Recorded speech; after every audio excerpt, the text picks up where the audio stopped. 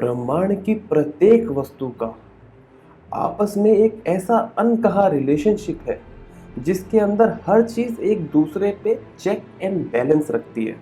इस दुनिया में जो भी चीज़ें हो रही है वो हर चीज़ एक सिस्टम के अंदर होती है। दिन के बाद रात हो जाती है, वहीं मौसम का एक अलग चक्र है।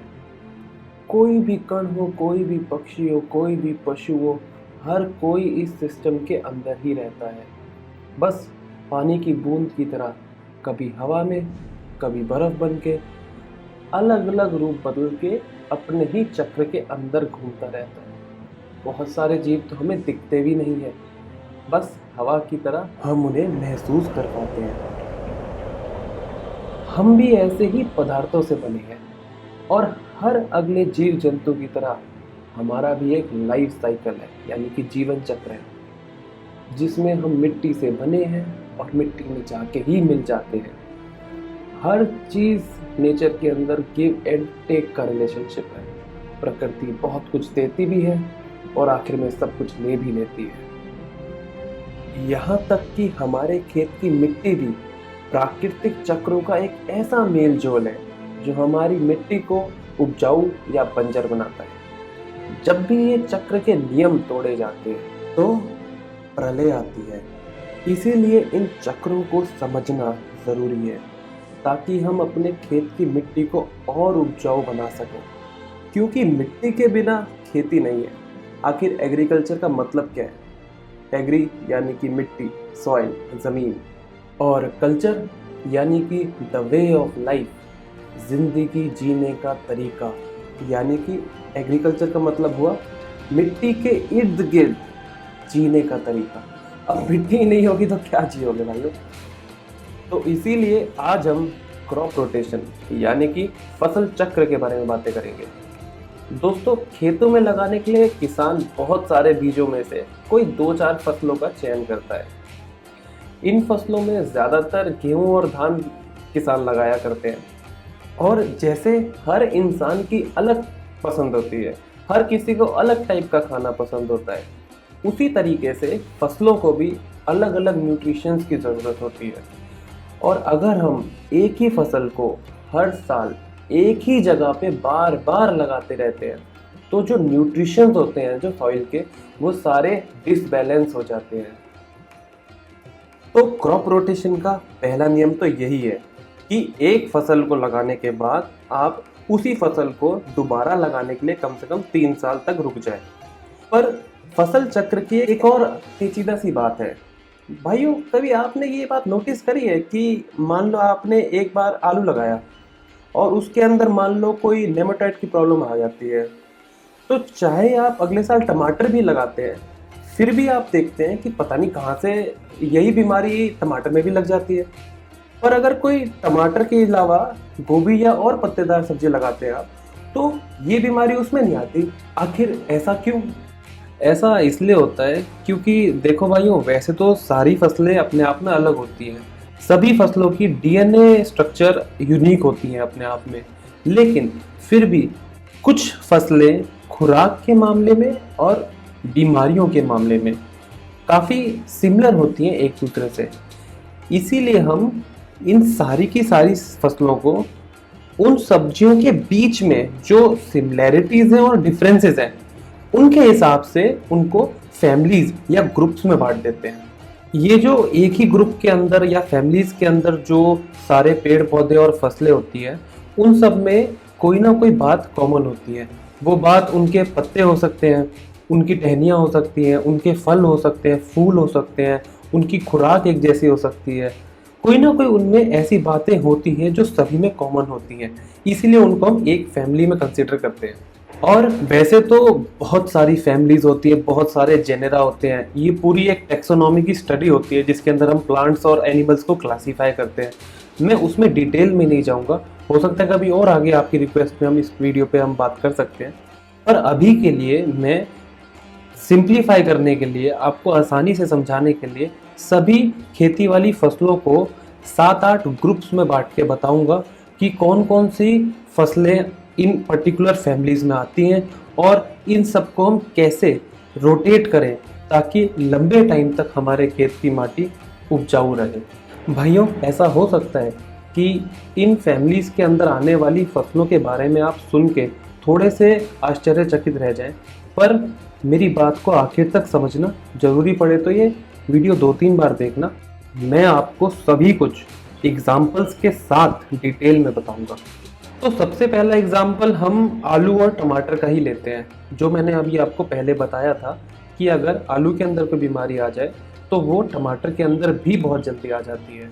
ऐसा इसलिए होता है क्योंकि आलू और टमाटर देखने में अलग होंगे, लेकिन दोनों एक ही फैमिली से बिलोंग करते हैं। दरअसल क्या है कि इन दोनों ही फसलों में एक पर्टिकुलर टाइप का टॉक्सिन पाया जाता है। वो टॉक्सिन नेचुरल इवोल्यूशन का रूप है, जिसके अंदर वो उनको पेस्ट अटैक से बचाता है। इनफैक्ट ये पर्टिकुलर टॉक्सिन हर नाइटशेड फैमिली के प्लांट्स के अंदर मिलता है। इसके अंदर बहुत सारी फसलें आती हैं, जैसे बैंगन हो गया, मिर्ची, शिमला मिर्ची, और इसीलिए अगर आप इन फसलों के साइंटिफिक नाम देखेंगे तो उनमें भी आपको काफ़ी सिमिलैरिटी दिखेगी। चलिए अब दूसरे टाइप की फसलों पे बात करते हैं। तो नंबर 2 पे हमारी गोभी वाली फैमिली आती है।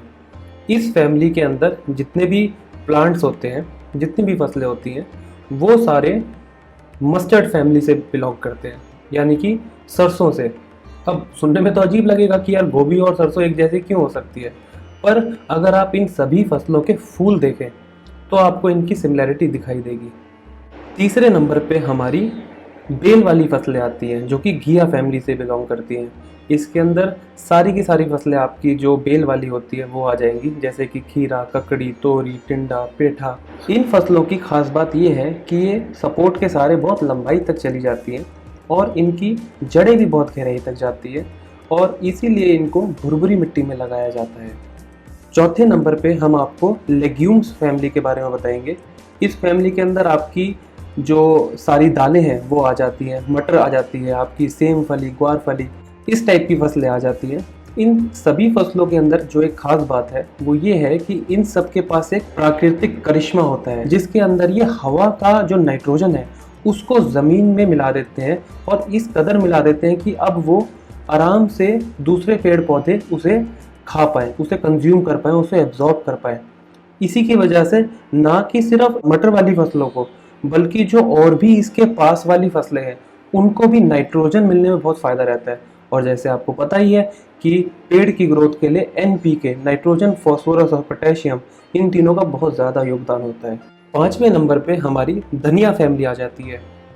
इसके अंदर बहुत सारे अलग अलग टाइप के फसलें होती हैं, और सभी की जो खास बात है वो ये है कि इनके फूलों के अंदर खुशबू होती है, जैसे कि गाजर, जीरा, धनिया इत्यादि।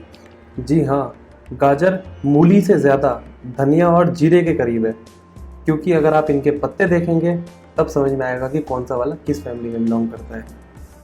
खैर, 6ठे नंबर पे हमारा चुकंदर वाली फैमिली आ जाती है, और इस फैमिली में अजीब बात आपको ये लगेगी कि चुकंदर के साथ साथ पत्तेदार वाली सब्जियां भी इसी फैमिली में होती है, जैसे कि बथुआ और पालक। कभी आपने दारू पीते पीते ये सोचा था कि सामने पड़ा हुआ सलाद के अंदर तीनों जड़ों वाली फसलें, चुकंदर, गाजर और मूली, तीनों ही अलग फैमिली के अंदर बिलोंग करती है। खैर, 7वें नंबर पे हमारी घास वाली फसलें आ जाती हैं। जी हाँ साथियों, आप सभी ने अपने खेतों में अभी घास ही लगा रखी है, और ये घास है आपका गेहूँ। इसीलिए इन फसलों को गाय बहुत चाव से भी खाती हैं। उम्मीद है आपने अपने खेत में बाड़ कर रखी होगी और आपके गेहूँ हवाओं से और गाय के नुकसान से बच गए होंगे। इसके अलावा यार और भी बहुत सारी फैमिलीज हैं जो इतनी मेजर नहीं है। उदाहरण के लिए आप ले लें तो भिंडी एक अलग फसल फैमिली में आती है।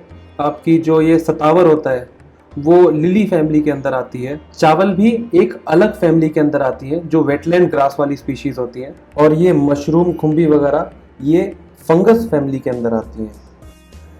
इस टाइप के और बहुत सारे उदाहरण हैं जो मैं देता जाऊंगा तो फिर शायद ये वीडियो बहुत लंबी हो जाएगी। मेरा पर्पस ये वीडियो बनाने का आपको सिर्फ एजुकेट करने का नहीं है, पर यह भी है कि आप अपना दिमाग दौड़ाएं और अपनी रिसर्च खुद करें। इसीलिए मैं अब चाहता हूं कि आप गूगल पे जाएं, जो ये मैंने अलग अलग आपको फैमिलीज बताई है उसके अंदर और कौन कौन सी सिमिलर फसलें आती हैं, आप उनके बारे में रिसर्च करें और नीचे कमेंट्स में लिखें।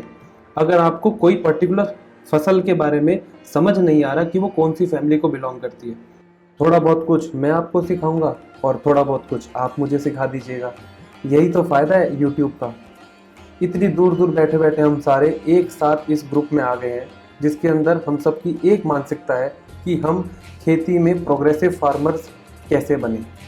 और भाइयों, मेरा यकीन मानिए, इन टॉपिक्स को लेकर खेती के अराउंड और ज़िंदगी के अराउंड मेरे पास नॉलेज की कोई कमी ना है। बस थोड़ी बहुत टाइम की कमी पड़ जाती है, क्योंकि खेत भी देखना है, मार्केटिंग भी देखनी है।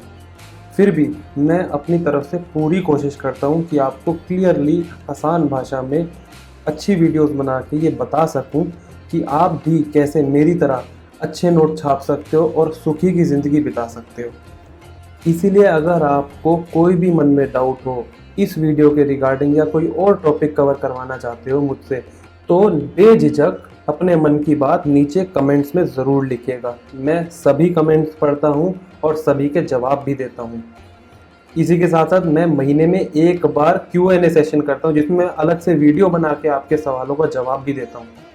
मैं दो बातों की गारंटी लेता हूँ कि एक तो मैं अब रेगुलरली वीडियो इसी टाइप से डालता रहूँगा, और दूसरा हर वीडियो की क्वालिटी बहुत ही बढ़िया होगी। आपसे मैं ये चाहता हूँ कि आप ये वीडियो को जितना शेयर हो सके उतना करिए, क्योंकि देखो यार, यूट्यूब वगैरह पे ना इतना ज़्यादा अड़ंगा आता रहता है, इतनी ज़्यादा बेकार की चीज़ें चलती रहती हैं। ऐसे में अगर कोई अच्छी वीडियो को शेयर ना करे तो वो वीडियो उन सब में ना घुम जाती है। तो अब आपकी भी ये जिम्मेदारी बनती है कि आप अपने भाइयों को, साथियों को और किसानों को इन वीडियोस के बारे में बताएं, ताकि वो भी ये चीज़ें जान पाए और सभी का भला हो पाए। आप ये भी ध्यान रखिए कि जब आप मेरी कोई भी वीडियो पर कमेंट करते हो, लाइक करते हो या मेरे चैनल को सब्सक्राइब करते हो, तो ये बातें मुझे यूट्यूब बताता है और मुझे प्रोत्साहन मिलता है आप सब लोगों से कि यार इतने सारे लोग मेरी वीडियो देख रहे हैं, अलग अलग वीडियोस के बारे में रिक्वेस्ट कर रहे हैं, तो मैं आराम बाद में कर लूँ, पहले वीडियो बना के डाल दूँ। आज के लिए इतना ही भाइयों। उम्मीद है सब कुशल है आपके यहाँ पे। जल्दी मिलते हैं अगली ही वीडियो में। जय हिंद।